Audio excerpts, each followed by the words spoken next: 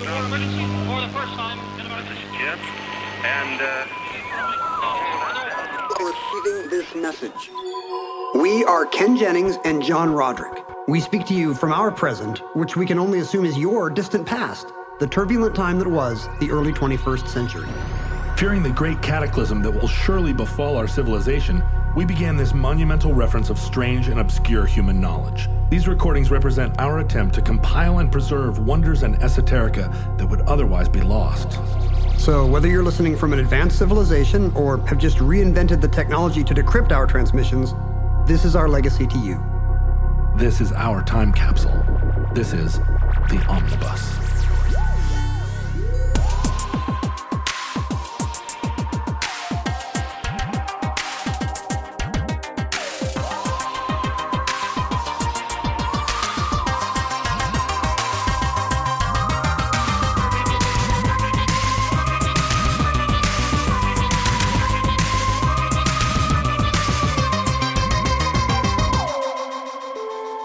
You have accessed entry 931.JN0905, certificate number 24473, the Phoebus Cartel.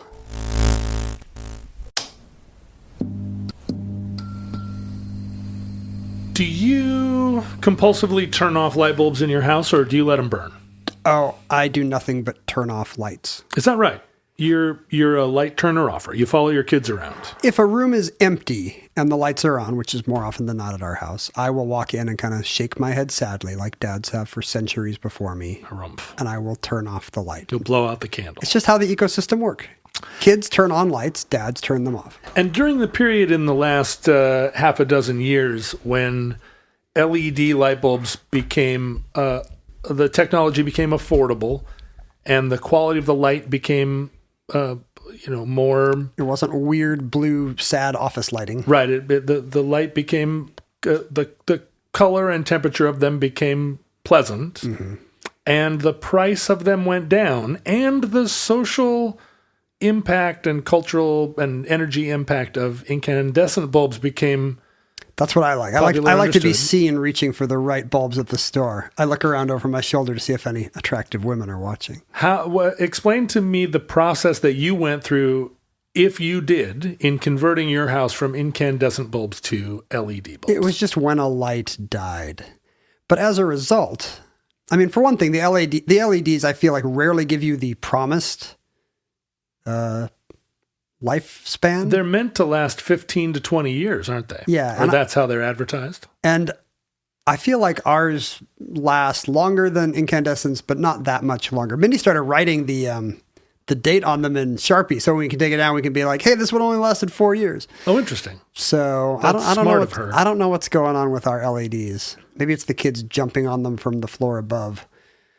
But yeah, I'm sure we still have incandescents at our house that have survived for years and just haven't needed to be replaced yet. Because your house has a lot of built-in lighting, canned lights in the living room, and they're hard to reach light bulbs. Recessed lights. And here's the weird thing about our house, which we did not build, but someone else did, and they decided that no two fixtures should have the same sized lights. We have to keep 20 different weird wattages? No, just shapes of light bulb on hand. Oh, I see. I mean, wattages as well, because there are some places in the house that I think should be dimmer or brighter, but that's just me being weird. That's my fault. But they put weird candle floodlights in and yes, spotlights. Some of them are floods. There's some outdoor floods. There's some weird long-shaped ones that fit in certain fixtures. Mm-hmm. There's some weird candle-looking ones that fit in certain chandeliers. It's a huge hassle. Yeah. I don't think it's worth it. I think I'd rather it be dark. But your fatherly going around the house, turning off the lights, do you feel like that's an artifact from a pre-LED time, or do you feel like was it about energy or was it about something else? There's something about electricity usage, although I guess you're right, that's much lower now. It's kind of a relic of that. But like back then we weren't clear on whether turning the lights off would actually help. Do you remember people yelling at you for flipping the lights on and off? Because that was the worst for the filament. Well, it is true that that kind of like turning your car engine on and off in the old days before car engines turned themselves on and off all the time, which modern cars seem to do. It uses a lot more gas to turn a car off and turn it back on because the carburetor, has to flood with gas to start. Yeah. Than it would to have just left the car running. And with incandescent bulbs, it's very true that the hardest thing on the bulb is lighting back up. I think that's often when the bulb dies, although I don't know if that actually means it uses more electricity. It isn't so much that it uses more electricity as that it lessens the lifespan of the bulb because re-energizing is the thing that burns it out. We got yelled at for playing with the lights on the basis of that, whether true or not, I guess. I'm someone who likes to illuminate with lamps. Me too. I don't really like built-in lights. I like cool lamps, and I like the effect of having a room that's lit from multiple kind of shaded lamps. Yeah, something about a room that's just lit from above. It means you're just trying to duplicate outside. Yeah, and we have outside. Like lights from above feel like work lights. You turn them on when it's time to clean, or when it's time to, do a big poster for homecoming dance. It's institutional. But to have an amenable room, a comfortable sort of like a reading space, or just a place you want to hang out in, I like lights from multiple locations. It kind of drives my wife crazy because I'm forever walking into rooms, turning off the overhead lights and turning on a lamp. Yeah, that's me too. But I'm someone who likes to leave lights burning. And in the incandescent days, that was often a problem.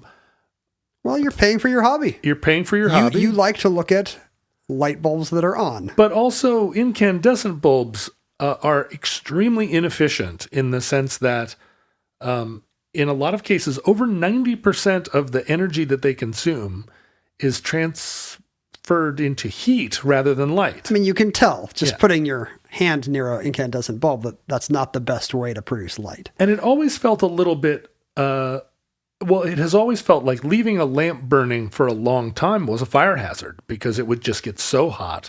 There was always the potential, that it would combust. Or you've seen lampshades that have melted or have charred from being too close to just a regular 100-watt bulb. I think I put the wrong wattage and stuff before and just melted everything around it. Yeah, without meaning to. It can be really dangerous. But I like to leave lights on, and so when LED light bulbs came in, the state of Washington would offer, because when LED lights started, they were extremely expensive. They were. You'd have to be. If you do the math, this $22 light bulb will save you money because you won't be replacing it till 2028. But the state of Washington issued rebates, or they would subsidize the cost of LED lights, because maybe it wasn't Washington, maybe it was Puget Sound Electric, but whatever public utility it was that saw an interest in subsidizing LED lights, because some nanny state bureaucrats, because it cut energy usage so dramatically. I would take advantage of those and would always buy, if I could, buy 15 new LED lights and go around the house and change my light bulbs. Because the difference is crazy. It's like, I don't even know what it is. It's like 10% or something. Less than that even, the energy use of an LED. And so over time, I replaced all my incandescent lights with LEDs. And this also was a period when those bulbs became more and more golden in color. They weren't so blue. That was always my complaint. Yeah. They don't look like light bulbs. Yeah, they were, as they got nicer and nicer, I did this sort of transformation of the lighting in my house. And when I sold my house, I sold them all the light bulbs. I wasn't going to take them with me. I had created this perfect environment where you never had to change the light bulbs. Why would I deprive my new owners? It felt like a perk of the house. I feel like most people do not take the light bulbs with them when they sell a house. Although one time I left an apartment.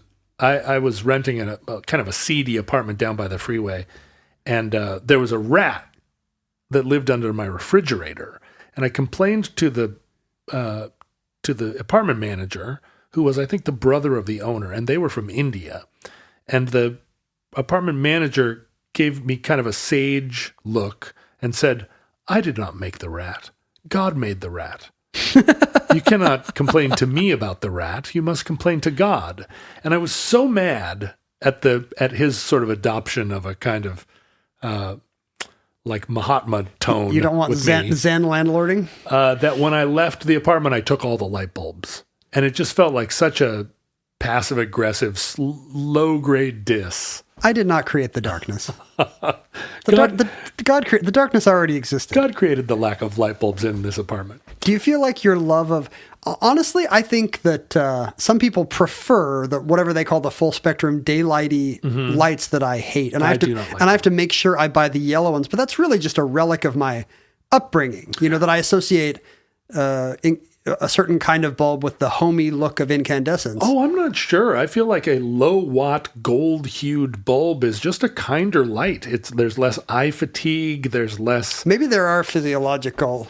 I mean, we all look awful in fluorescent lights in mirrors. It's anybody who's ever used a gas station restroom knows. It's why filmmakers prefer to film in the early morning or the late afternoon. That golden light is just what our eye wants. It's definitely what I want. But then why do they keep selling the full spectrum daylighty ones? People are insane. I mean, I think there are a lot of people that feel like reading is something that they want bright illumination. They don't want... Because there are all these... alternate theories, right? That if you're reading in a low light room, you're squinting, you're causing a different kind of fatigue. But I was able, with the advent of LED lights, to leave lamps burning, to just go upstairs and there'd be 3 lamps in the living room that were still on. Why do you fear the darkness, John? Is it the darkness in your soul? I feel like when I leave a room and I look in and the lighting is perfect, and I don't mean the room is brightly illuminated. Right. A lot of these are low wattage bulbs. It's created a kind, it's casting light rather than blasting light. I would hate to disrupt the tableau. I wanted to leave this still life illuminated. And so, all by way of saying, I am not someone who goes around compulsively turning off lights. Although in this house where I'm living now, someone keeps leaving the light on in the pantry, and it's driving me crazy. So I turn that off every time I go by. Our pantry light is always on, and the door is always open. So I would say 60% of my day is closing the pantry door and turning off the light. I don't know who my enemy is, but I'm thinking of maybe getting a camera so I can find out. I will go by and turn this pantry light off. It's under the basement stairs, and I know for a fact no one else has been down in the basement. And I come down again and it is on. So it's a ghost. I think your landlord would say that God opened the pantry door. When God closes a pantry door, he opens a pantry window. Well, the idea of a long-lasting bulb, it feels like LEDs made that technology possible. But in fact, light bulbs could and potentially should have lasted a lot longer than they did during the incandescent light era. I've been wanting to do an omnibus on planned obsolescence for a long time, and I'm reserving the right to do a show on the larger scope of planned obsolescence, because it really is part of our industrial age, a fascinating glimpse at capitalism and efficiency, and the ways in which planned obsolescence are advertised to us as actually working for our benefit, which I'll cover in the omnibus entry, planned obsolescence. Oh, I have some thoughts. Every time I look at my, 7-year-old iPhone and think, I'm perfectly happy with this one. When is it going to stop supporting the operating system? Well, and 2017, Apple famously slowed down the performance of older phones where it didn't have to, just did it to make it harder. And that will also be in that episode. But I'm a bad consumer. I just want to... When something dies, I just want to replace it with the same one, and maybe they don't make them anymore. Yeah, it was working fine is the problem. Yeah. Right? I liked it. I knew how to use it. Incandescent light bulbs were one of the first places where planned obsolescence came into being as a economic theory or process. Are you implying that incandescent light bulbs always could have lasted forever and they just didn't? So in Livermore, California, there is a fire station where an incandescent bulb, which now has become a famous incandescent bulb, has been burning continuously since at least 1901. Now, for those listening in another era, that means this bulb has been on for almost 120 years. Yes, the bulb itself was manufactured in the 1890s, and in 1901 was donated to the fire station at a time when a light bulb was still they must have been excited investment to get that donation. The guy that donated it to them actually owned a power company. And when he shut the power those were the company only people down, that had light bulbs back then. You had to know somebody. Well, it's funny in the early days of electrifying the country and electrifying businesses, the power companies saw the bulbs as a component in their system. So as they brought power into your home, they also brought light bulbs. Would they keep sending somebody in to replace them? Yes. If your light bulb burned out, the power company saw it as part of its system, and they would replace your bulb free of charge because our bad. Sorry, it died. The money for them was in the. It would be like your cable going out. Yeah. Whereas, and so during that early period, it behooved the manufacturers of light bulbs to make light bulbs that lasted as long as they possibly could, because their desire was to sell the energy and sell the whole system. If you don't have a light bulb turned on, you can't sell as much electricity. Thinking guy meme. That's right. Tapping forehead meme. So this light bulb, the Centennial bulb, was manufactured by a company called the Shelby Electric Company from Shelby, Ohio. It was initially, stories vary whether it was initially a 60-watt bulb or a 40 or a 30-watt bulb, but it was made with a carbon filament.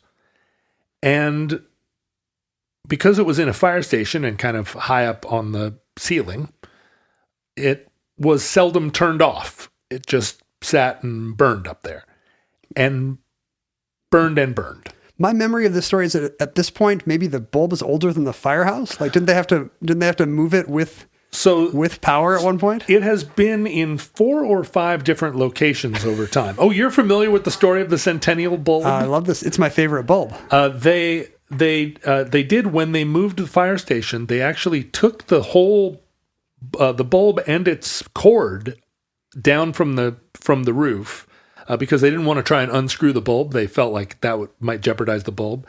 And they had a special box that they carried the bulb to its new location. And did they not keep it in external power so that it could stay on? It went for a period of 40 minutes or something on its way across town where it wasn't illuminated. Boo. And then they put it back in. They must have been worried about it starting up again. They put it, I think they were. They put it back in and had devised some continuous power source for it that would be, because the bulb had gone off at various power outages over the course of many years. I guess that's true. It's not continuous lumens you're getting out of it. And the Guinness Book of World Records was involved because at this point the bulb was understood to be the longest lasting bulb in the world. And Guinness allowed them to have this 40 minutes where it wasn't illuminated as the bulb made its way across town. The bulb then became such a tourist attraction that there's actually a light bulb committee. There's a light bulb caretaker, and there's a light bulb cam that you can watch the light bulb burning.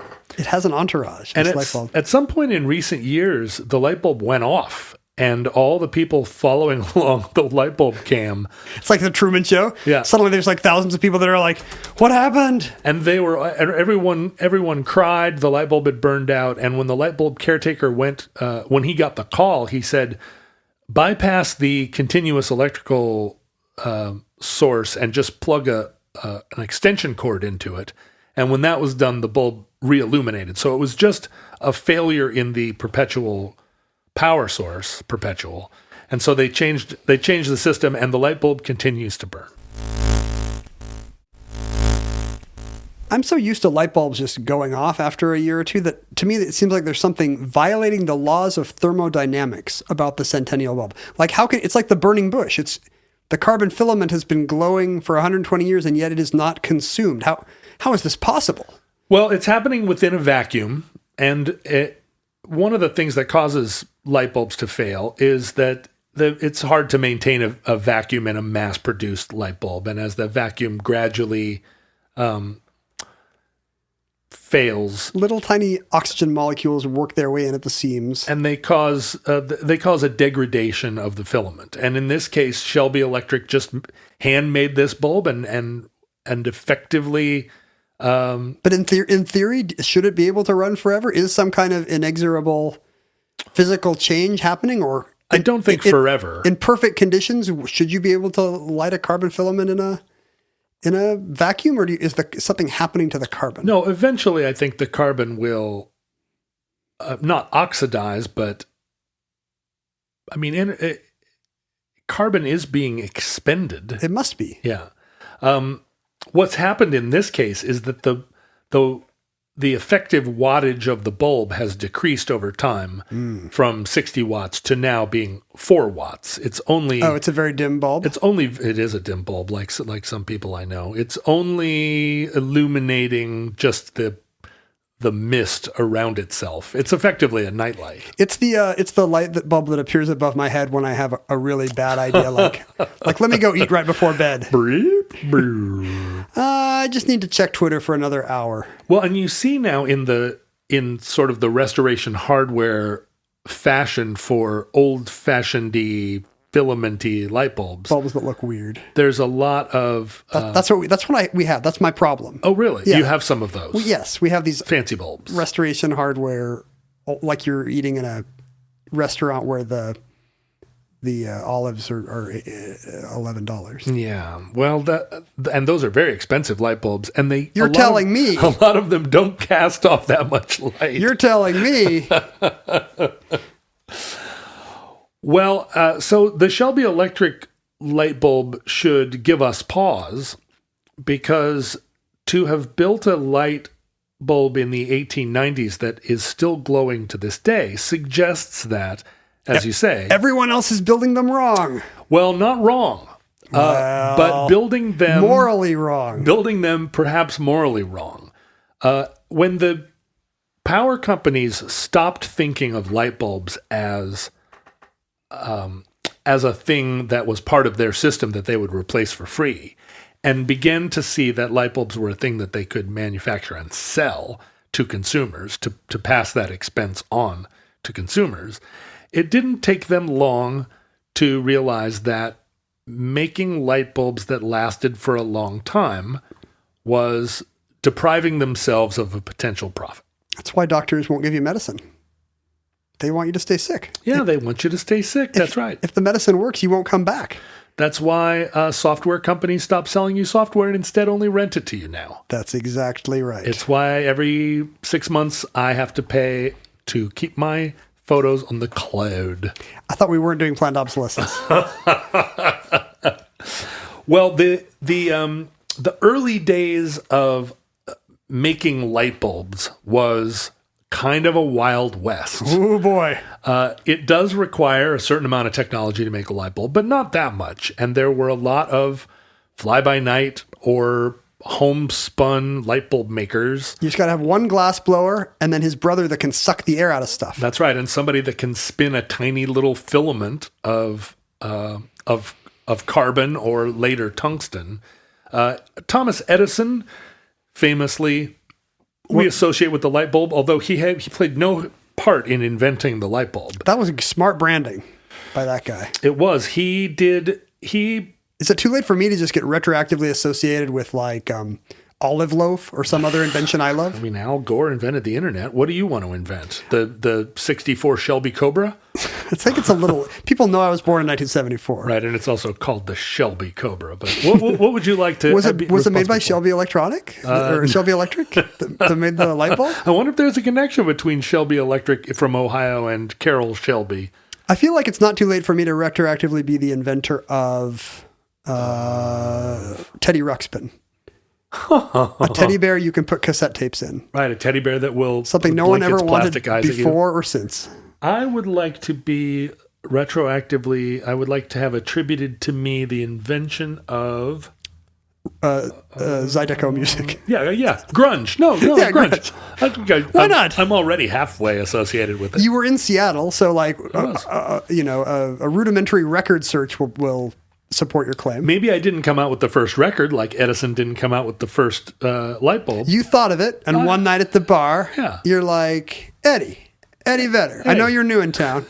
Hey, what if you stopped playing that shitty California music, and what if it went a little something like this? You're going to Marvin Berry that. Yeah, that's that right. biatch. It's the blues in E. Follow me for the changes. What Edison did was he came along and tried to get patents on innovations, some improvements in the performance of light bulbs. And there was a lot of legal wrangling. The patent office initially denied his patents because he had not done enough. Because he really hadn't done anything. But then after his appeal, he was granted patents on some. Well, he did say that genius is 1% inspiration and 99% litigation. Right, and also electric light bulbs are 1% illumination, 99% electrical perspiration. Imagine he thinks that he has this plan, and instead of a light bulb appearing over his head, like a picture of his lawyer appears over his head. He's like, aha, I have it.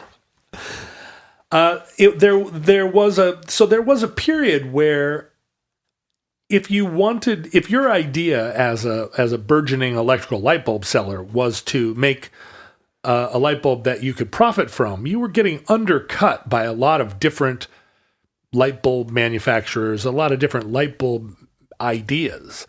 In 1910, a light bulb with a 1,500-hour lifespan would cost $33. $33.19 whatever dollars? That doesn't seem possible. $33 adjusted for inflation. $33 in 1910 would have been a year's wage. Yes, for a banker. That would have been what they paid the president. That's a 3-figure amount for us. So $33, that's an expensive light bulb. Even now, you would blanch at paying $33 unless you were longtime Jeopardy winner Ken Jennings, who got snookered into illuminating his house with some funny light bulbs. Fancy Pottery Barn light bulbs. I wonder how much those light bulbs are at Restoration Hardware. They're at least $33, right, for the really, really elaborate ones? Probably. Yeah. When I buy them online in bulk, that's how many of these fancy pants sockets I have. Yeah, let's not go on a game show into it. John, it'll ruin your life. I have no intention of going on a game show. I think I would fail at it. But we've talked about this before at great length. Depends on the show. Between us. Depends on the show. If there's a game show called Tell a Long and Rambling Story that is only loosely associated with the stated topic, and then somehow come around and end it in a way that seems like it was planned. Jeopardy has that, but it's only about 20 seconds of the show. Yeah, then they get back to the clues. Right. I would be great at the get interviewed by Alex portion. At this time, there started to be a sense among the big players in the electric appliance world that there needed to be some kind of coordination, both to keep the to squash competition from the little guy. I'm sure they didn't lead with that. And they probably talked about standardization. They talked about standardization, and they talked about improved performance for the consumer. Now, we're talking about a period where a lot of things are electrifying for the first time. Most people still do not have electric light in their house when this is happening. Right, and cities are electrifying. Public spaces are electrifying. Like light bulbs are selling hand over fist. It's electrifying. How? Was that a Rocky Horror reference? I think it's Grease. Oh, Grease. That's right. Is it Grease? Right. Yeah, Grease Lightning. Grease is Rocky Horror for straights and squares. Grease is my Rocky Horror. I know all the things. Like when they say, tell me more, I know the little dance. Tell me more. When she sings Sandy, you have to throw sand at the screen. Oh, wow. Did you ever go to a Rocky Horror Show? I've never been to a Rocky Horror Show. But you know all the little bits? I don't know all the little bits. I'm just making stuff up. I don't stay out that late. I would love to go to Rocky Horror, but they're all like at night. When the newspaper spins and everybody runs up to the movie theater and spins it, I've been to a few of those, but I was so wasted. What happens if you don't know the stuff? Oh, you can just sit in your chair. Last thing I want to do is to go to a social event where I don't know the mores. What you do is you go, and there are 4 or 5 things that everybody in the audience shouts, or maybe 15 things, but the people that are up on stage in costume actually acting out the movie along with the movie are the real diehards, and you're there to watch them. And they want you to watch them. They don't really If they want me to watch them, they'll do it at 3 p.m. I want a matinee of the Rocky Horror Picture Show. Do people even do that anymore? Oh, wow. This is a real omnibus episode, the Rocky Horror Picture Show. We should do Rocky Horror Picture Show, actually. Anyway, the big players are the big players at the time in the early 1920s. A lot of them are the big players to this day. We're talking about General Electric and Philips in the Nederlands, as we call it, and Osram, which was a German company. I still have a Siemens. The bulb in my projector. Like I have a projector TV, and the bulb is still an Osram. Is it? When I have to replace it? So these companies. And General Electric, by the way, a founding member of the Dow Jones Industrial Average, and was still there until it got bounced 5 years ago. Is that right? Yeah, they were in the Dow Jones for a century. Tokyo Electric in Tokyo, that's in Japan. So Tokyo Electric is in Tokyo now. It was then too. A likely story. They all recognized that they didn't want to undercut one another. And why are you defending these price-fixing capitalists? Well, I'm not. I'm just explaining them. I'm not both sidesing them. I don't think that they had a... We all understand that big companies get together and do this because they're evil. Well, and this is one of the first instances of it, that they saw that if they could standardize the length of time that a bulb, stayed illuminating, if they could standardize the lifespan of a light bulb, that it would benefit them all. This conspiracy is literally the Illuminati. It is. It's the Illuminationati. And let me ask you this. Are they saving any money by making a shorter lifespan? Like, is there an efficiency argument for making... Or could they spend the same amount, sell it for the same price point, and have these things last twice as long? The argument that they make is that what they're doing is actually increasing the current, thereby making the bulbs brighter, and so work better, create more light, better for the consumer. It's a more efficient burn. I think we all know that lights do not get better the brighter they get. Well, but people do. We put Klieg lights in our house. At this point, I think, the more the better. To have a brighter light bulb is to require fewer light bulbs to illuminate the same space. And so there's all kinds of argument to be made. This happened with flashlight batteries. There was a period where the expectation was that flashlight batteries would last through 3 separate changes of batteries within a flashlight. And through the work of this cartel, that was reduced to 2 and then to 1, so that you would change your flashlight light bulb every time you change the batteries. Now, that's not true anymore. But what they did was they increased the brightness of the flashlight. And so they're not ripping anybody off. Consumers loved it. You're getting the same number of photons. That's what I look for. It's just all happening at once. How many quadrillion photons do I get? And the brighter the flashlight was, the faster it ran through its batteries. Mm-hmm. So it's burning up both the batteries and the bulb. It's the equivalent of a gas-guzzling car that goes 0 to 60 really fast. But the fact that it was a bright flashlight made everyone happy, and the consumer kind of just took it lying down. But Philips, General Electric, Osram, and a handful of other companies, the French Electric Light Bulb Company, they all met. Yeah, FELC. Felch. They all,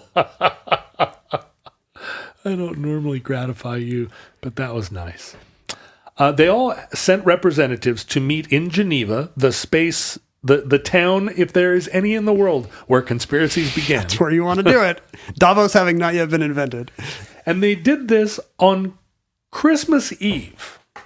Don't they want to get home to their In families? 1924, no, they do not. Somebody's got to fly home to Tokyo. They want to start a conspiracy, and Christmas Eve, no better time. Because they're not Christians. They're summoning their own dark gods. That's right. They're worshiping Cthulhu. Mm-hmm. They don't care about opening presents. But they got together and they said, let us form a conspiracy. Let us form a trade group. They chanted nude under their robes.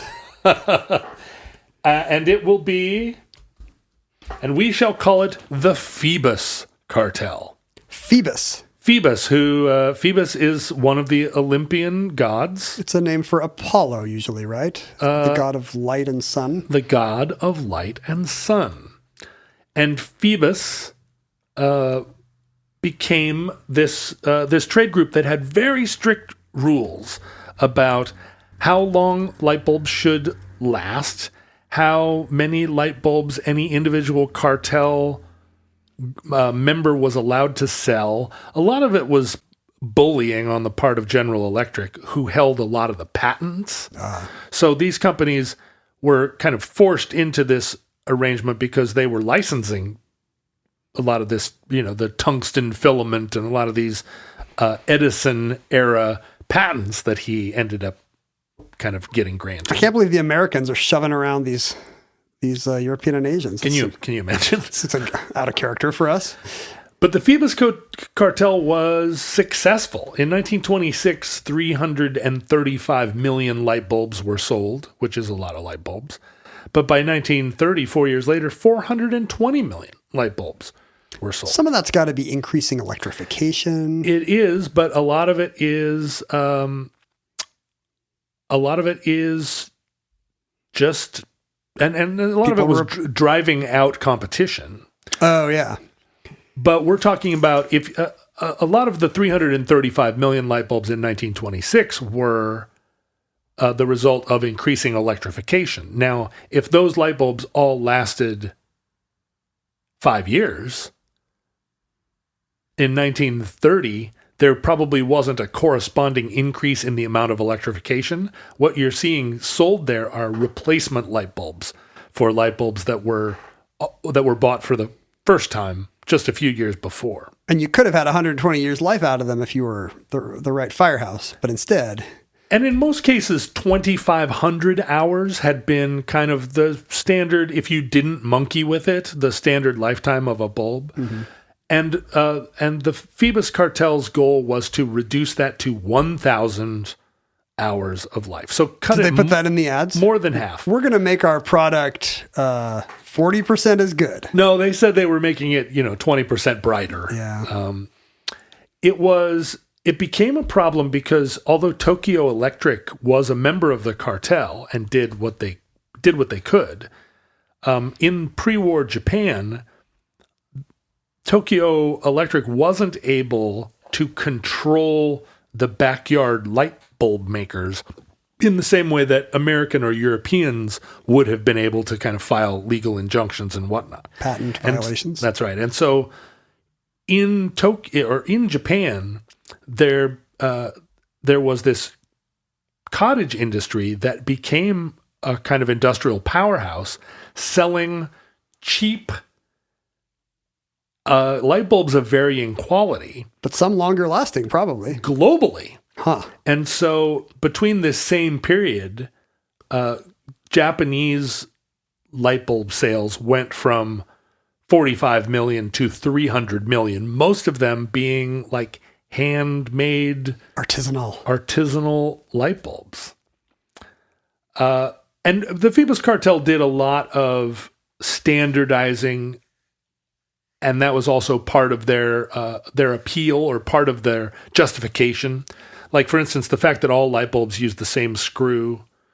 I like that. I enjoy socket. that. Thumbs up to the Phoebus cartel for that. And that is an Edison invention that comes from that's one of Edison's innovations from the 1880s. That's funny to think that we're probably still using the same exact diameter and whatever screw angle is called. All of that a result of Phoebus kind of saying like, oh, we're not going to have Ken Jennings may have 15 different kinds of light bulbs in his house, but they're all going to have basically the same screw. Although these days, of course, with specialty lighting under your kitchen cabinets and you're telling me anything from IKEA, if you look over there, you see those blue lamps that are in that box? Yes. They are IKEA cheapo lamps, and they use a proprietary light bulb. And so you can only get them at IKEA? I keep meaning to go get those at IKEA, but I haven't been to IKEA. I need 11 glomps. Yeah, that's right. Where are the glomp bulbs?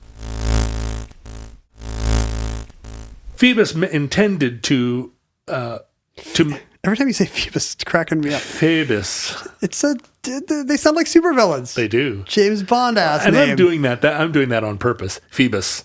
And I feel like they could be resurrected because the trademark has run out. Oh, is that right? Well, what happened was World War II. Unfortunately, this coalition, this consortium of businesses included German, Japanese, Dutch, French, and American companies. What could go wrong? And they couldn't maintain their relationship throughout the war. And so everything fell apart, but their universal standards and the sense of the lifetime of a light bulb being 1,000 hours persisted throughout the remainder of the 20th century. We're just locked into their bad idea. Yeah, or their good idea if your goal is to sell light bulbs. If I'm a light bulb store, right? But really, John, how many of our listeners are likely to be light bulb stores? Or do any of you work at Batteries Plus? Sound off in the comments. Are any of you light bulbs? Exactly. Are any of you tungsten filaments that are living your entire lives happily in an tungsten-based life? They're in an argon gas vacuum. If we're actually speaking to sentient light bulbs, they're going to be so offended at the idea that they should all die at 1,000 hours. That's some Logan's Run BS for them. Well, but they may be sentient LEDs. I mean, light-emitting diodes don't just emit light.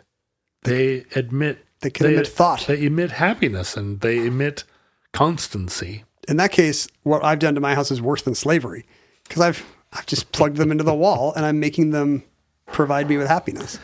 Well, in recent years, with the advent of first fluorescent bulbs and then LED bulbs, it became a political question when LED bulbs were shown to be so dramatically more energy efficient, because all along, the potential was there to increase the lifespan of light bulbs and to increase their efficiency. There just wasn't any motivation on the part of light bulb manufacturers. And so even incandescent bulbs that you would buy at the store today still give off 90% of their power as heat. But which is nice if you have an easy bake oven. It's wonderful. You put LEDs in an easy bake oven, or like a sunbathing room. My dad had a sun bath in his house. Well, do you remember when they would have heat lamps in the bathroom? Yeah. You're supposed to get out of the shower and turn on some super bright floodlight and just sit in it. It would actually it would warm up the room. Oh, yeah, for sure.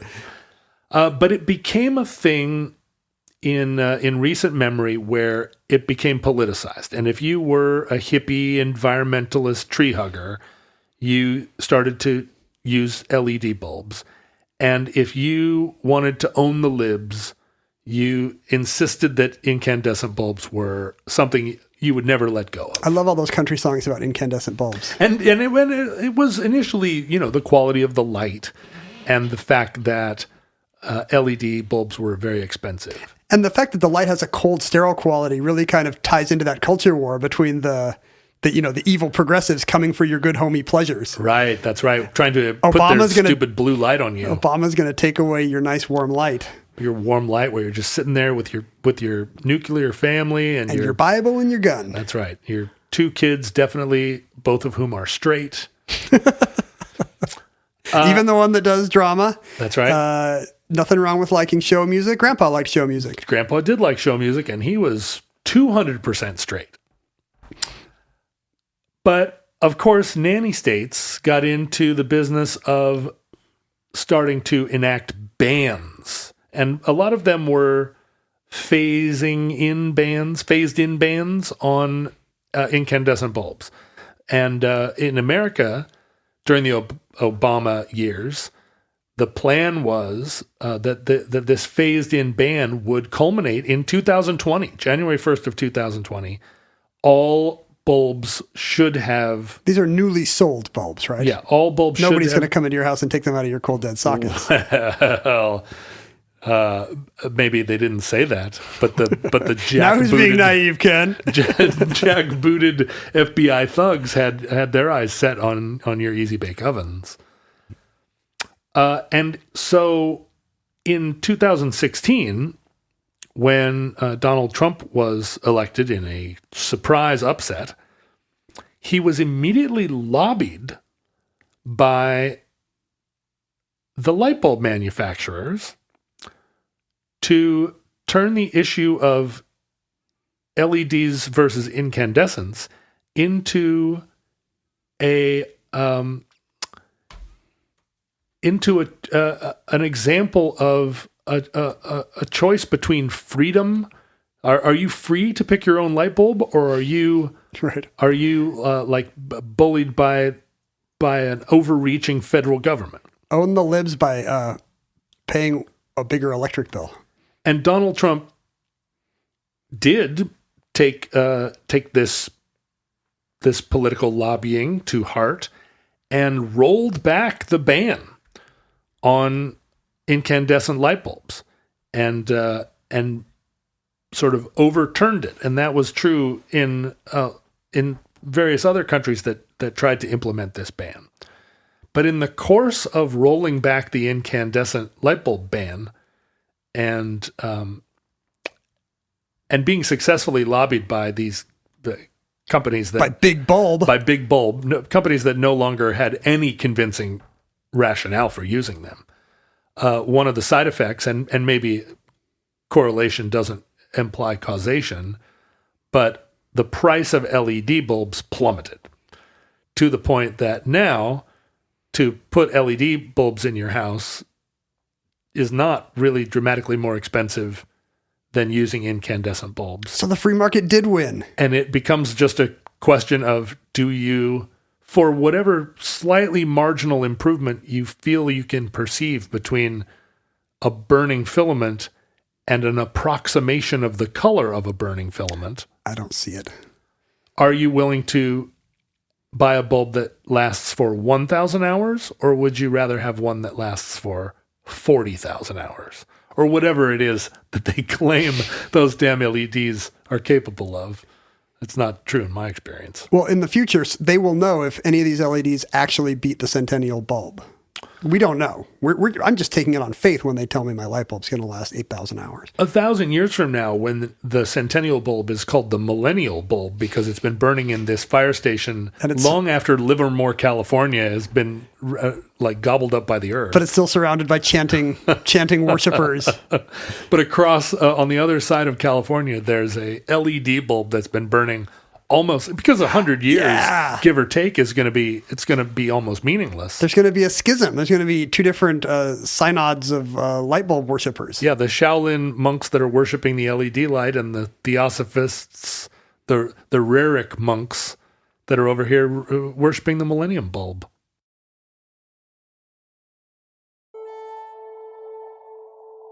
And that concludes the Phoebus Cartel. Entry 931.JN0905, certificate number 24473, in the omnibus.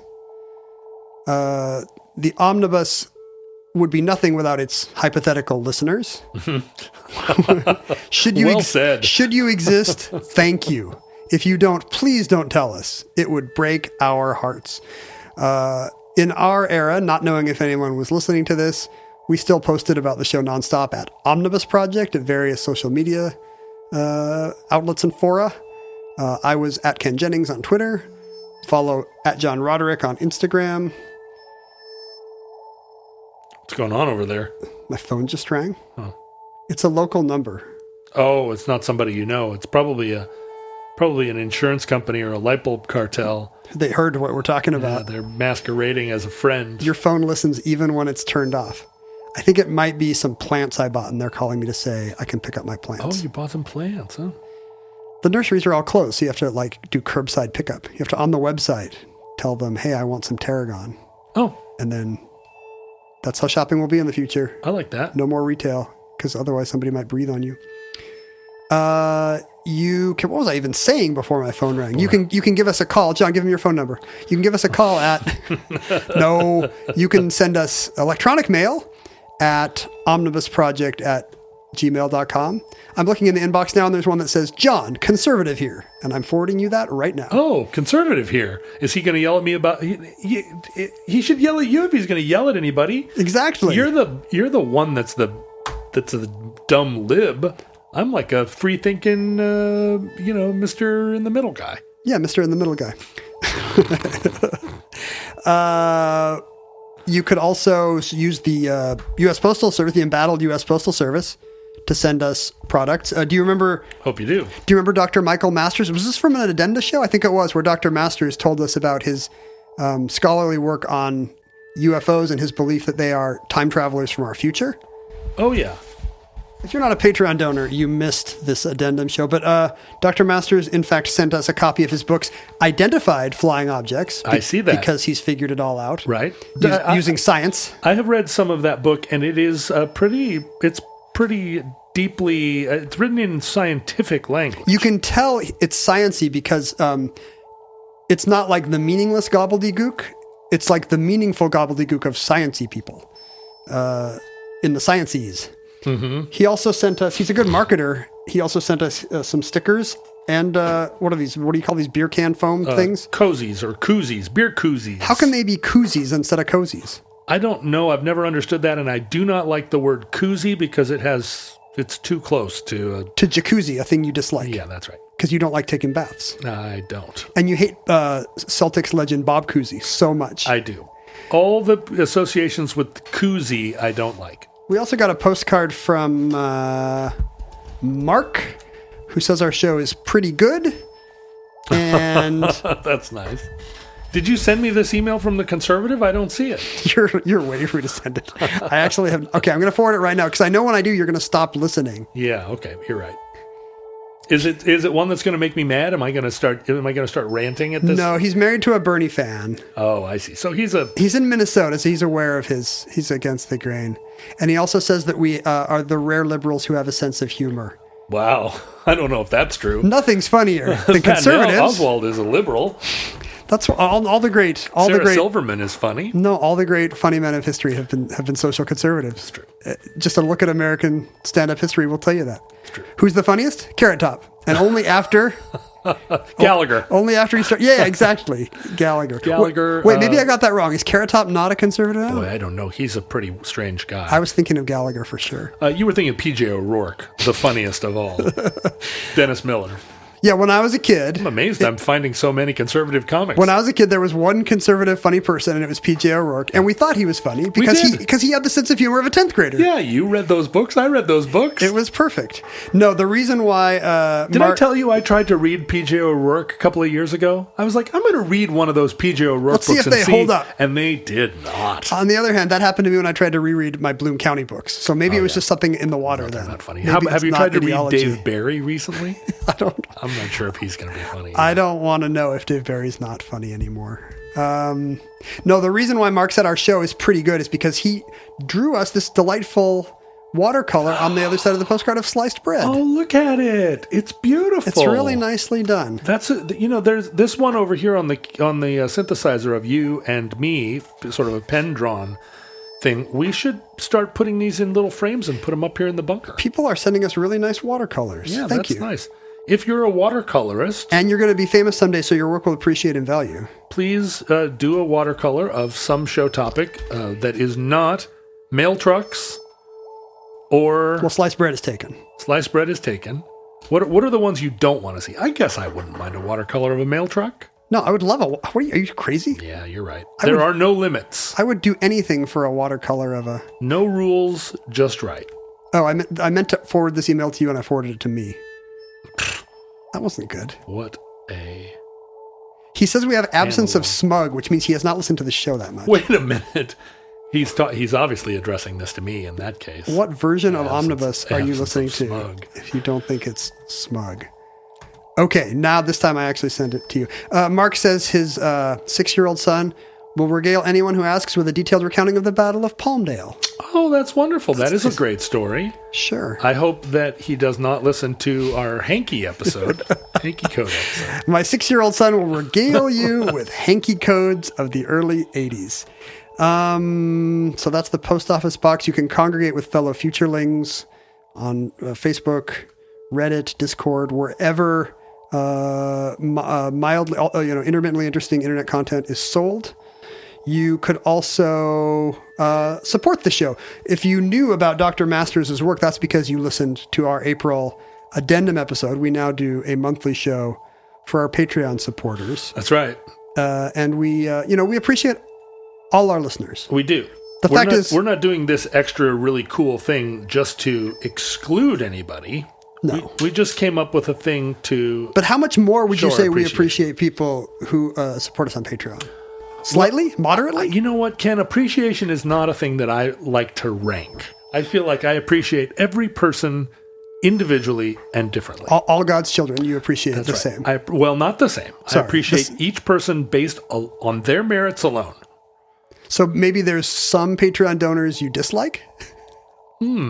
Almost certainly there is someone donating to our Patreon that I would like to show appreciation to that I also would dislike. But much less likely to than someone who has chosen not to contribute to the Patreon. I'm sure there are people, I see them all the time on Twitter, who I think I might like things about, but I don't like the thing that they said to me. If you're the conservative from Minnesota who doesn't think we're smug, first of all, thank you. Thank you. But second of all, please donate to our Patreon. Yes. Remember, we're the rare, funny liberals. That's right. And you need to support that kind of thing. You don't want to live in a universe of unfunny liberals. Donate directly to us in the form of watercolors about our shows, and donate also directly to us in the form of money to our Patreon. Let me say, if you send us a very good watercolor, you are excused from Patreon donation. No, wrong. I do not. I do not agree. If you send us a nice watercolor, it means you love the show, and you should also donate. Let me phrase it this way. If at this point in your life, your budget does not allow you to support Omnibus financially, you have to send us a watercolor. Okay. All right. I'll go with that. Futurelings, from our vantage point in your distant past, we have no idea how long our civilization survived. You sound fed up about that. What a hassle it is to not know how long your civilization will survive. Hope and pray that the catastrophe we fear may never come. But if the worst comes soon, this recording, like all our recordings, may have been our final word. Boy, this guy spoke too soon about the absence of smug. But if Providence allows, we hope to be back with you soon for another entry in the Omnibus.